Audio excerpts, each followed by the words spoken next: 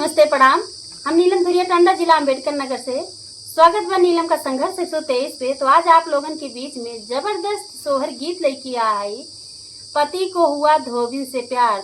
तो देखा भैया, बहुत कहानी सुने हुई है कि पति का धोबिन से प्यार भयबा, राजा का धोबिन से प्यार भयबा।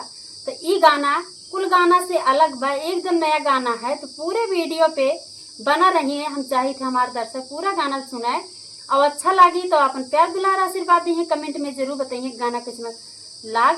और आप लोग अगर ये गाना सुनिए तो बिना पूरा सुने हट ना पाइए, इतना बढ़िया गाना बा। नमस्ते प्रणाम। हम मंजू वर्मा जिला अम्बेडकर नगर टांडा से आम सुने सोहर गीत।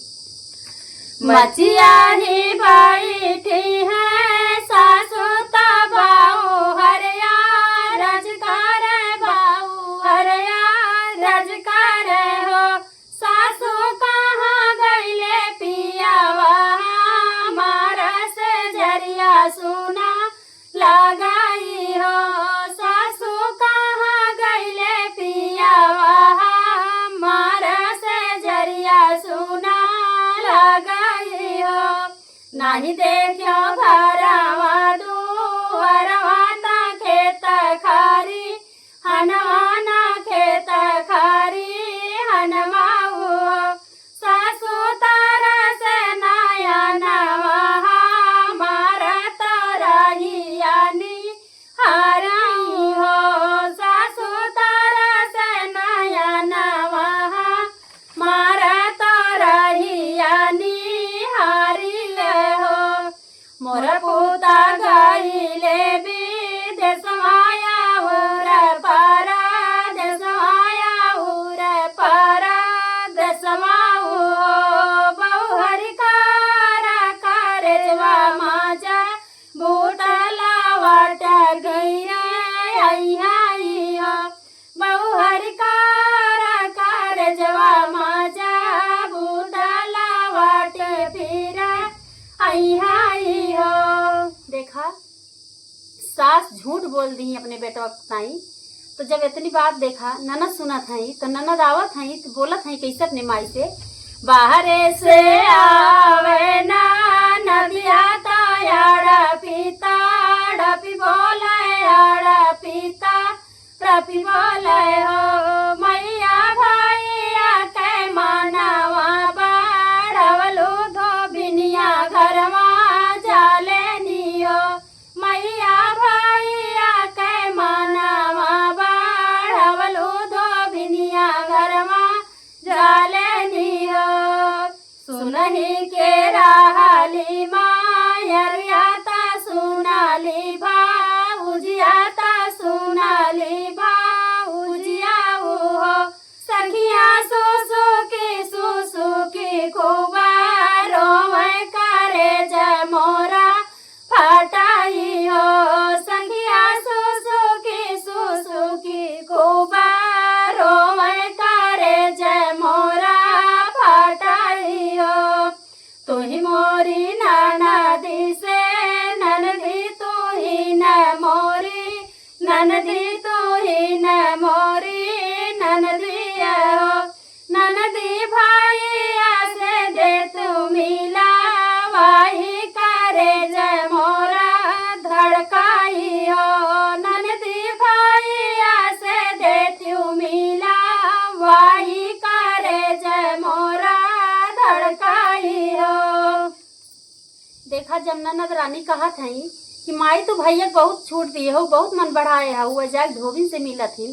तो इतना बात जब देखा वो भौजाई सुना थी तो कहा थी सुसुक सुसुक खूब रोवत थी। अपने ननद से कहा थी कि ये बहनी हमें अपने भैया से मिलाए दे तू। तो देखा ननद का उपाय बतावत है भौजी का मिले थी भैया से। तो कैसे बतावत है, छोड़ो भौजी लाला की चुनरिया लागल झालर चुनरिया लागल झालर। भौजी पहिरा तू पटाइलू गरिया भैया से मिली आवाऊ हो। भौजी पहिरा तू फटाइलू गरिया भैया से मिली आवाऊ हो। एक बाना गाइली दूसर बाना यावारो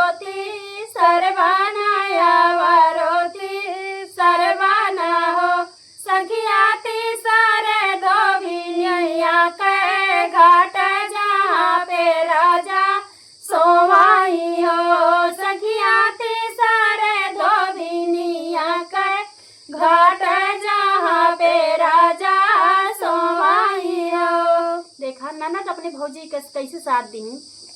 कहीं ये भौजी तू अपन चुनरी उतार के धर दा और फटही साड़ी तू पहन ला और भैया से मिले चली जा। तो देखा भौजी वही कहीं जो उनका ननद कहे रही हैं वो फटही लुगरी पहन के और निकर पड़ी और पहुंच गई अपने मर्दे के लगे जहाँ उनके मर्द धोबिन के साथ घाटे पे सोवत रही है जहाँ वे डेरा जमाए रही हैं।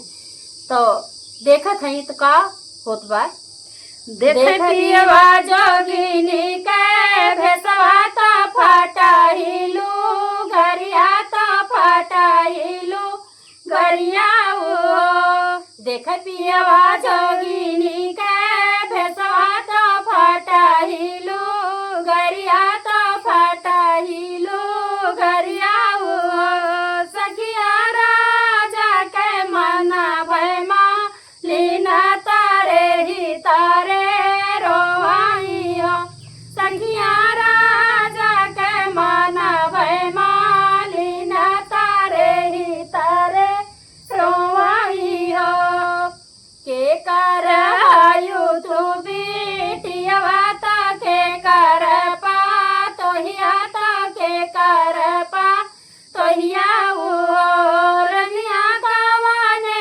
आबागे कैला नियमन नरिया नाही लिहलेला नाही बाना भटकी रनिया गवाने आबागे कैरा नियमा तो लिहले नाचू नरिया बना ही बाना भटकी